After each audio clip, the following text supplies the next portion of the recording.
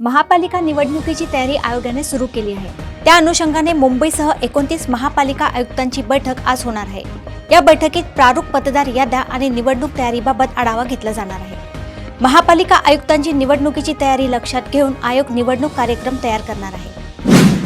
नांदेडमधील आंतरजातीय प्रेमातून सक्षम ताटे या 19 वर्षीय तरुणाच्या निर्घृण हत्या प्रकरणाने राज्य हादरले।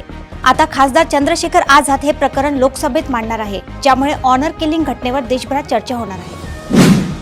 नाशिकच्या कुंभमेळ्यासाठी तपोवनातील वृक्षतोडी विरोधात अभिनेते सयाजी शिंदे यांनी निवडून दिलं म्हणजे सगळे अधिकार तुमच्याकडे आहेत असं नाही, अशी रोखटोक प्रतिक्रिया देत काही माणसं मारायची त्यांना मूल बक्षीस म्हणून द्यायचं असं कुठं होतं का असा सवाल केला।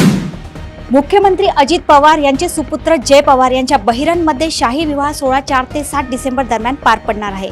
मात्र शरद पवार, सुप्रिया सुळे आणि श्रीनिवास पवार यांच्यासह कुटुंबातील प्रमुख सदस्य या विवाह सोहळ्याला अनुपस्थित राहणार आहेत। शहरी नक्षलवाद प्रकरणी अटकेत असलेल्या आणखीन एका आरोपीला जामीन देण्यात आलाय। दिल्ली विद्यापीठातील प्राध्यापक हनी बाबू यांना मुंबई उच्च न्यायालयानं 1 लाखाचा सशर्त जामीन मंजूर केला। राज्य विधिमंडळाचे हिवाळी अधिवेशन 8 डिसेंबर पासून नागपुरात सुरू होणार असून ते 14 डिसेंबर पर्यंत चालेल।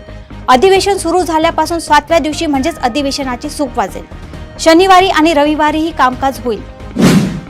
औंध पावधन परिसरात सोमवारी पहाटे 2च्या सुमारास पुन्हा एकदा बिबट्या दिसला। काही रहिवाशांनी बिबट्याचे फोटो काढून वन विभागाला पाठवले।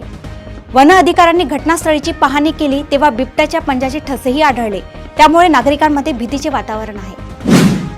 राज्याचे उपमुख्यमंत्री अजित पवार यांचे पुत्र पार्थ पवार यांच्या जमिनीच्या विक्री प्रकरणातील सूत्रधार आरोपी शीतल तेजवानी हिला पुणे पोलिसांच्या आर्थिक गुन्हे शाखेने बुधवारी अटक केली आहे। मात्र या प्रकरणात संशयाला वाव आहे असं वक्तव्य माहिती अधिकार कार्यकर्ते विजय कुंभार यांनी केलं आहे। अमरावती जिल्ह्यातील शिरसगाव बंड गावात एका 6 वर्षाच्या चिमुरडीवर लैंगिक अत्याचार झाल्याची धक्कादायक घटना घडली आहे। या प्रकरणी पोलिसांनी 56 वर्षीय राजू मुल्ला झहरुद्दीन मुल्ला या आरोपीच्या मुसक्या आवळत त्याला तात्काळ अटक केली आहे। हडपसर सासवड मार्गावरील उरुळी देवाची भागात शालेय बसच्या धडकेत एका 5 वर्षीय बालकाचा दुर्दैवी अंत झाला, तर त्याची आई गंभीर जखमी झाली आहे।